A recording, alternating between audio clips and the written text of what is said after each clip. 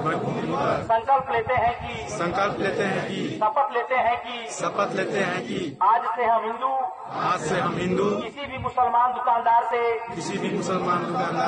किसी भी प्रकार का सामान का खरीदी बिक्री नहीं करेंगे।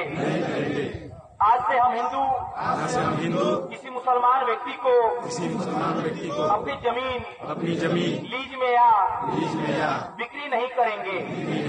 अगर किसी व्यक्ति के पास जमीन लीज में दिया हुआ है उसकी तत्काल वापसी कराएंगे।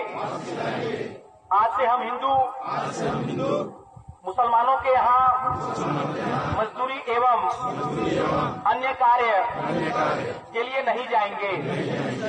जो फेरी वाले हमारे गांव में आते हैं, हमारे क्षेत्र में आते हैं, गांव में उनका जांच उपरांत यदि हिंदू है तभी खरीदी करेंगे, अन्यथा नहीं खरीदेंगे। आज दिनांक 5/1/2022 को ग्राम कुंडी कला में आम सभा कर यह सर्वसम्मति से हम सभी यह निर्णय लेते हैं जिसका हम सभी जीवन पर्यंत पालन करेंगे। भारत माता की जय। जय। बोलिए जय जय श्री राम।